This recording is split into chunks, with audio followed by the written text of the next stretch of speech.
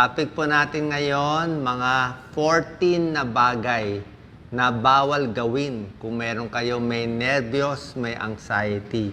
Alam ko marami sa atin may nervyos, lagi kinakabahan. Baka hindi natin alam na gagawa natin tong 14 na bagay. Reminder lang, okay? At meron din tayong tips para mabawasan ang anxiety at stress. Number 1, iwas sa sobrang kape.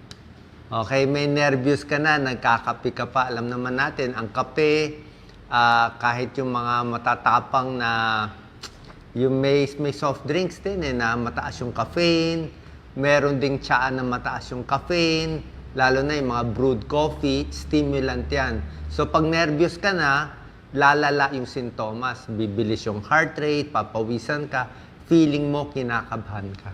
So excessive caffeine, iwas na. Number 2, pag-inom ng alak. Okay? Alak, kahit yung mga droga, bawal. Kasi yung alak, depressant yan eh. Pag uminom ka ng alak, marerelax ka lang sandali. Okay? Baka marelax ka habang umiinom ka. Pero pag natapos na yung bisa ng alak, next day, mas lalo kang kakabahan. May rebound yun eh. Lalo kang magkakaroon ng anxiety, lalo magkakaroon ng depression kung laging umiinom ng alak. Number 3, pag may anxiety, bawal hindi kumain. Bawal malipasan ng pagkain. 'Di ba? Pag nalipasan kayo ng lunch o dinner, 'di ba, biglang kukuluan tiyan mo. Ang mangyayari, mag-hypoglycemia ka, 'di ba? Papawisan ka, kakabahan ka, kakabugan dibdib, pero gutom ka lang pala. Pwede 'yon. Kaya dapat kakain ng mas madalas, 4 to 5 times a day ang kain mo, pero konti-konti. Oras na lipasan ka ng pagkain, magloloko yung blood sugar, mag-hypoglycemia, matitrigger ang nervyos mo. Diba? Kaya ako, lagi ako kumakain regular. Lagi ako may saging no? Kahit saan ako may saging. Sabihin niya ito, lahat, lagi ako may saging anywhere. Baon. Kanina nakaisa ako. Madaling araw, pag kailangan ko, nagutom ako, isa pa rin. Number 4, bawal sa may nervyos, spicy foods. So sabihin mo, anong bawal sa spicy, matatapang? Ang problema sa spicy, pwede mag-cause ng acidic. Pwede kang mag-heartburn, pwede kang mag-indigestion, sasakit sikmura mo Yung masyadong maraming chips, masyadong maraming mga spices. Pag sumakit ang tiyan mo, sasabay na magloloko yung puso. Diba? Oras na mag-GERD ka, mag-gastric reflux, magsumakit ang tiyan, na impatyo ka, pati puso mo, bibilis ang tibok. Isip mo, may anxiety ka, lalo ka kakabahan. Isipin mo, heart attack na to heartburn pala. So, iwas spicy foods. Number 5, iwas din sa maraming mga junk foods. Yung mga maraming food coloring. Minsan yung food coloring, hindi masama. Minsan may mga luto, maraming betchin. Ang betchin, MSG. Ang isang common side effect ng MSG, nag-headache yung tao, at yung iba nagpa-palpitation. So may tao nag-allergy din yan. So yung maraming hinahalong additives, minsan hindi rin maganda. Baka sumakit yan natin. Number 6, bawal sa may anxiety ito, negative self-talk. Yung sarili mo, dinadown mo ang sarili mo, madalas ganun Parang kung may problema, sasabihin mo, malas ako, malungkot ako. Dapat i-reframe mo ang sarili mo. Paano nire-reframe? Siyempre, pag kukumpara mo yung sarili mo sa mga mayayaman, sa mga successful, maiinggit ka. Diba?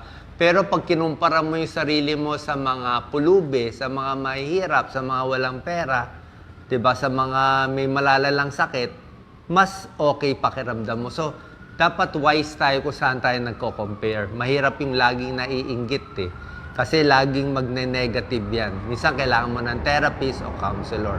So, negative self-talk, hindi maganda yan. Lalo ka na-nervousin. Number 7, overthinking. Diba? Or rumination. Ibig sabihin, isip ka ng isip doon sa problema mo. Diba? Yung mga may anxiety kasi feeling ko parang sirang plaka, ulit ng ulit. Parang meron kang video sa utak mo, ulit ng ulit. Yung mga malas, negatibo sa buhay mo, replay ng replay, palabas ng palabas. So, meron kang kaaway, pinahiya ka niya. So, pinahiya ka na niya isang beses. Eh, iniisip mo 10 beses, 10 times mo inuulit-ulit sa utak mo, so 10 times ka nasasaktan. Kasi nga, overthinking and rumination, parang self-pity to eh. Parang gusto mo laging kawawa ka, ganon-ganon, lalong hindi maganda. Number 8, bawal sa may nervyos, isolation. Diba? Alam ko maraming may anxiety, mga introvert eh. Okay naman sana introvert. Kaya lang merong tao, sobrang introvert, sobrang mag-isa, na-isolate yung sarili nila. So, wala nang kaibigan, di na kumakausap sa pamilya, kulang na ang friends. Lalo mo nakukulong ang sarili mo, lalong lumalala ang anxiety mo. Diba? Kaya dapat lumabas-labas. Number 9, bawal sa may anxiety, kulang sa tulog. Diba? Pag puyat kayo, kulang ka sa tulog, nako, next day, manginginig ka, bibilis ang heart rate mo, kakabhan ka, parang lutang ka buong araw. So, poor sleep habits, kailangan kompleto ang tulog mo. Kung di ka makatulog, sabi ko nga, at least humiga ka na lang, rested ka. Diba? Kung di, yung utak mo, isip na isip. Number 10, ito, marami nagkakamali sa inyo, pustahan tayo. Number 10, bawal sa may anxiety ang perfectionist. Ibig sabihin, kung ang goal mo ay kumita ng, let's say, 1,000,000 sa loob ng 2 taon, ay bawasan mo na yung goal mo. O ang goal mo, magkaroon ng 100 sa exam, bawasan mo na yung goal mo. O kung gusto mo mag-work ng makakatapos ka ng 5 projects sa isang araw, hayaan mo na isang project na. O, kasi nga, perfectionist, obsessive-compulsive ka, lalo ka na nervyusin. Kasi hindi mo kaya eh. Ma-overload ka, ma-overwhelm ka, magpapanik ka, mamaya babagsak ka na lang. Diba? Bakit? Ba't ibang tao kaya? Eh wala silang panic eh, wala silang nervyos, kaya nila eh. Pero tayo, yung mga may nervyos, dapat dun lang. Focus lang sa isang bagay. Hayaan mo na kulang ang pera, hayaan mo na wala masyadong maraming gamit, at least mas relax ka. Easy lang, di ba? Huwag mo na habulin yung kung anong goal. Number 11, ito. Number 11, sa mga taong may anxiety, madalas ginagawa nila avoidance. Todo iwas. Palagay natin, takot ka magsalita sa school, absent ka na lang sa school. Takot ka sa recitation, o magda-drop out na lang. Takot sa trabaho, magkukwit na lang sa trabaho. Avoidance yun eh, iwas. Actually, yung iwas, oo, kakalma ka sandali. Pero in the end, malulungkot ka kasi parang tinakbuhan mo yung problema eh. Actually, ang panlaban mo sa anxiety, let's say takot ka magsalita sa maraming tao, haharapin mo yung takot mo pero pakonti-konti. Slowly, gradual exposure doon sa stress. Hindi rin pwede zero stress na basta magkukulong na lang ako sa kwarto, hindi na lang ako kakausap sa tao, hindi pwede yun. Dapat pipilitin mo pa rin lumabas, pipilitin mo pa rin kumausap, kahit mahirap sa school, pipilitin mo pa rin pumasok kasi pag umiwas ka, mawawalan ka ng confidence, may inferiority complex, mawawalan ka ng silbi sa buhay, di ba? Hindi ka pwede mag-quit eh. Number 12, ito, bawal sa may nervyos. Gawain nyo to, mag-comment kayo. Nood ng violence, nood ng horror, patayan, diba? Lalo na sa social media, graphic violence, madugo, patayan, mga thriller, hindi maganda. May nervyos ka na nga, manonood ka pa ng ganyan eh. Manood ka na lang ng drama o romance, diba? Number 13, bawal sa may nervyos, news overload. Kakatingin ng balita. Check ng Twitter, ano trending, nako. Sino kaaway, sino nagpapatayan, hayaan mo na sila. Oo, tingin saan yung may gera, ilan yung namatay dito, wag na. Okay, kailangan bawas sa news. Okay, kung hindi mo naman problema yan, focus ka na lang sa buhay mo, di ba? Mahirap na nga yung buhay mo mag-isa, iisipin mo pa yung marami ibang tao. Number 14, sa mga may nervyos, may anxiety, bawal makisali sa mga away-away sa social media. Ang daming away dyan, di ba? Maraming nagbabanggaan sa social media, nagdedebate, nagha-harassment, nagsa-cyberbullying, naninira, nag-i-scam. Huwag ka na makisali doon. may stress ka lang doon, di ba? May nervous ka na nga eh. Hayaan mo na sila mag-away, doon ka na lang, kalma ka na lang, iwas ka na lang. Okay? Kasi itong mga bagay na to hindi mo alam, nakakadagdag sa stress mo yan. So yan ang 14 na bawal gawin. Ano naman yung 10 bagay na kailangan mong gawin? Okay? Iba dito, baka hindi mo pa alam eh. Number 1 na dapat gawin naman, tulad ng sinabi ko, gradual exposure. Hindi ka pwede magtago sa problema, talagang haharapin mo. Masakit, pero kailangan mo harapin eh. Kung ano man yan, sa school, sa tao, sa partner mo, kailangan harapin mo eh. Kailangan may accomplishment ka rin eh. Kailangan may konti kang stress. Kasi pag wala kang stress, parang feeling mo wala kang silbi sa buhay, hindi ka rin happy. Number 2, ito maganda to, simple lang, magpa-araw konti. Sunlight. 15 minutes lang ng araw, morning sun, pinakamaganda. Mga alas 7 ng umaga. Kung late ka magising, di, mga alas 5 ng hapon. 15 minutes nagpapaaraw, may tulong yan sa depression.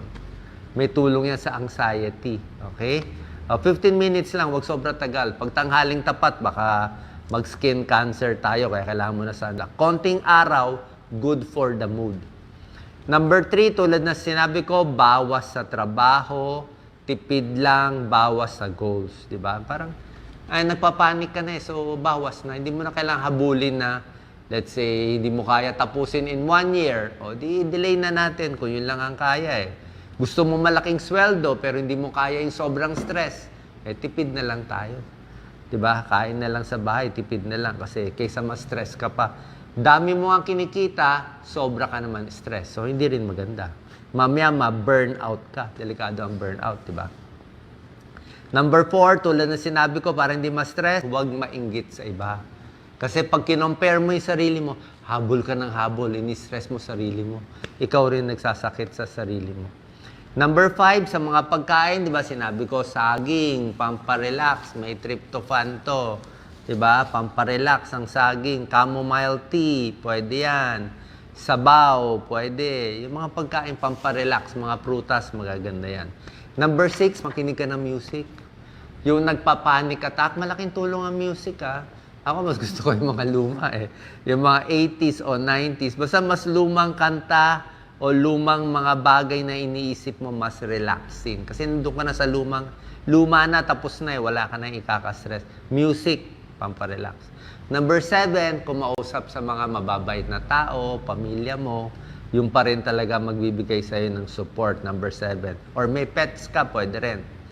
Number 8, pwede mag-exercise, tumingin sa mga paligid, sa dagat, sa mga puno, magtanim ng halaman, tumingin ka lang mga puno-puno dyan, relaxing, nature, exercise, iwas sa stress.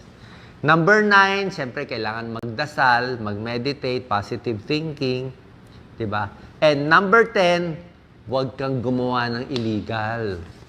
O, huwag kang manloko ng tao kasi oras na meron ka inagrabyado, meron ka in-scam, ang daming scammer ngayon sa social media, oras na may niloko ka, one day aandar yung konsyensya mo eh. May konsyensya pa rin naman kahit gano'ng kasama yung tao. So, pag umandar yung conscience mo, baka habulin ka ng mga niloko mo eh. One day, matatakot ka, naku, mahuli ako ng pulis. Mahuli ako ng mga niloko ko, ng mga in-scam ko. Lalo ka may stress.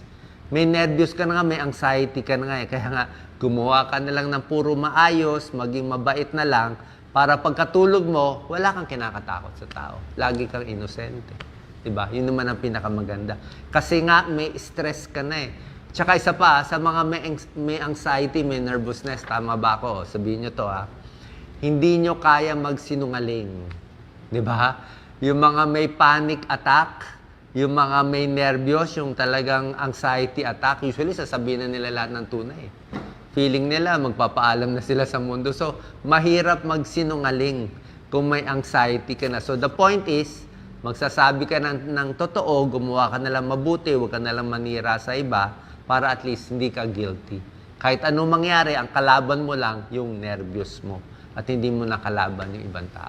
Sana po nakatulong itong video para sa maraming may stress ngayon, may nervous at may anxiety at pag hindi ito naagapan, syempre, pwede umabot sa depression. Ingat po. God bless.